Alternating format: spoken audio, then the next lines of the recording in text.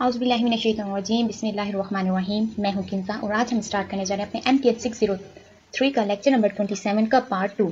इसमें हमने एक केस कर चुके हैं, वो था न्यूटन फॉरवर्ड डिफरेंस का। ठीक है, सेकंड केस हमारे पास जो है वो है बैकवर्ड डिफरेंस का। ठीक है, बैकवर्ड डिफरेंस का। अब इसमें हमारे पास तीन केस है, एक फॉरवर्ड डिफरेंस, एक बैकवर्ड डिफरेंस और एक था सेंट्रल। जो सेंट्रल है उसमें कुछ ऐसा खास नहीं है, ना ही उसमें से हमारे पास कुछ आता है। तो कोशिश करूंगी पहले आपको फॉरवर्ड जो मैं करवा चुकी इसके बाद बैकवर्ड करवा दूँ। ठीक है, उसमें से अगर थर्ड में से थोड़ा बहुत होगा तो खैर वो कुछ इतना इंपॉर्टेंट नहीं है, ना ही उसमें से असाइनमेंट वगैरह बनी है। तो हम इन दोनों टॉपिक को खासतौर पे लेकर चलते हैं। मैं आप लोगों को ये पहले भी करवा देती, लेकिन फिर क्या होता, दोनों मिक्स हो जाने थे। ठीक है, अब हमारे पास है यूजिंग बैकवर्ड डिफरेंस ऑपरेटर। ये बैकवर्ड का साइन है। ठीक है, फॉरवर्ड का जो साइन होता है इसकी जो ये कॉर्नर होता है ये ऊपर की तरफ होता है, ये वाला। ठीक है, और बैकवर्ड में नीचे की तरफ। अब यहाँ पे हमारे पास था फार्मूला, इसी तरह हमारे पास उधर भी यही फार्मूला था। उसमें क्या था, लॉग ई था हमारे पास, H D equal to log e. यहाँ पे भी उसमें प्लस था और यहाँ पे भी प्लस था। ठीक है, यहाँ पे हमने क्या करना है कि यहाँ पे डी आ गया। ठीक है, यही वाला, और जो ये था ये मल्टीप्लाई और थे, जो दूसरी तरफ जब ये जाएगा तो ये हो जाएगा 1/h। ये देखें। ठीक है, अब यहाँ पे उन्होंने एक मिस्टेक की है कि यहाँ पे जो सारे साइन थे ना ये पॉजिटिव थे, तो आपने इससे पॉजिटिव कर लेना है। ठीक है, माइनस में, ऊपर वाले में क्या था, पहले माइनस फिर plus, minus plus minus plus था।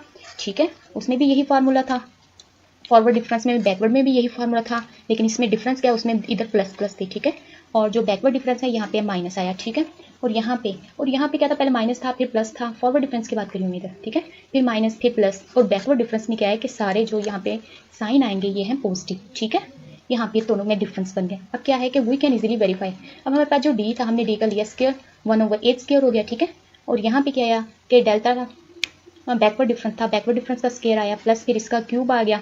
ठीक है, फिर ये आ गया ओवर 2, फिर इसका क्यूब आ गया, ये आ गया। ठीक है, फिर इसका बैकवर्ड डिफरेंस 4 हो गया, फिर नीचे भी 4, वही जो पावर्स ऊपर थी वही पावर्स नीचे, सेम यही स्टेप उसमें भी था।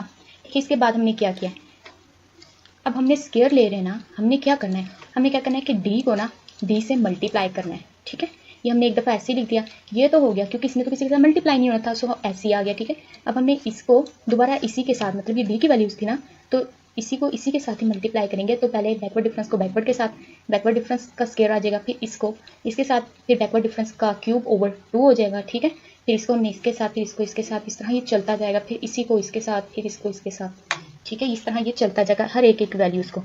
ठीक है, फिर हमारे पास क्या आया कि हमने जो जो प्लस हो रही थी चीज़ें उनको प्लस किया, तो हमारे पास आंसर आया ये वाला। ठीक है, अब हमने क्या किया, हमारे पास अब हमने वाई एन सी से क्या करना है, मल्टीप्लाई करना है। वाई एन के साथ हमने जब इसका डेरिवेटिव लिया डी का, तो हमारे पास आया वाई प्राइम एन। ठीक है, अब हमने वाई प्राइम एन जो हमारे पास आया है ना, ये वाई एन का अगर हम डेरिवेटिव कर रहे थे ना, तो हमने क्या किया, इसको डी की जो ये वाली वैल्यूज़ थी ना, ये वाली वैल्यूज़, ठीक है, ये याद रखना है कि डी की फर्स्ट वैल्यूज़ के साथ हमने क्या किया, वाई एन को मल्टीप्लाई किया। वाई एन का ले रहे हैं तो वाई प्राइम एन आया, तो हमने वाई एन को डी के साथ, ये वाला जो ऊपर वाला डी था उसके साथ मल्टीप्लाई किया, तो हर बैकवर्ड डिफरेंस के साथ वाई एन आ गया। ठीक है, ये देखें, बैकवर्ड डिफरेंस का वाई एन, बैकवर्ड डिफरेंस के y n over 2, backward difference का क्यूब जब लिया वाई एन ओवर 3। ठीक है, अब हमने क्या किया है कि जब हम डबल प्राइम का डेरिवेटिव लेंगे तो वाई एन आ जाएगा। अब ये वाले अगर आप वाई एन यहाँ पे लिखते तो अपने पास ये डबल प्राइम आता, बात एक ही है। ठीक है, 1/h स्क्वायर आ गया, पहले हमारे पास सिंगल था, अब डबल डेरिवेटिव ले रहे तो स्क्वायर आ जाएगा। ठीक है, फिर क्या हो जाएगा, इसका स्क्वायर हो जाएगा। ठीक है, इन सारी वैल्यूज़ का स्क्वायर हो जाएगा।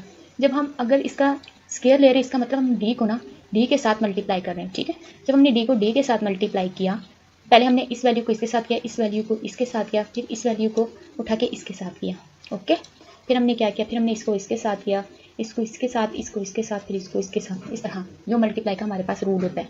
ठीक है, इस तरह मल्टीप्लाई किया, हमारे पास आंसर आ गया। उस आंसर के साथ हमने वाई एन के साथ मल्टीप्लाई किया, सेम जैसे यहाँ पे था डी का हमने स्क्वायर लिया। ठीक है, फिर हमने क्या किया कि वाई एन के साथ मल्टीप्लाई किया, इसी तरह ही जो हमारे पास आंसर आया उसको हमने मल्टीप्लाई किया और फिर वाई एन के साथ इसे मल्टीप्लाई किया, तो हमारे पास ये आंसर आ गया। ठीक है, इसके बाद क्या है हमारे पास, इसमें कुछ ऐसा खास नहीं है, सेम अगर आप पहले वाला अच्छे तरीके से करेंगे तो इसमें जस्ट 3 स्टेप ही हैं, वो आपको अच्छे से समझ आ जाएगी। इसके बाद हमारे पास है फॉरवर्ड डिफरेंस में सेंट्रल डिफरेंस। ठीक है, सेंट्रल डिफरेंस हमारे पास ये वाला फार्मूला है। ठीक है, ये आपको याद करने की ज़रूरत पड़ेगी, लेकिन इतनी खास नहीं है, सो इसे याद करने की या फिल करने की ज़रूरत नहीं है। जस्ट आपने करना क्या है कि आपने ये चीज़ देख लेनी है हल्की सी। ठीक है, और ये वाली, ठीक है, इसमें क्या है, इसमें साइन इन्वर्स की वैल्यूज़ आ गई हमारे पास।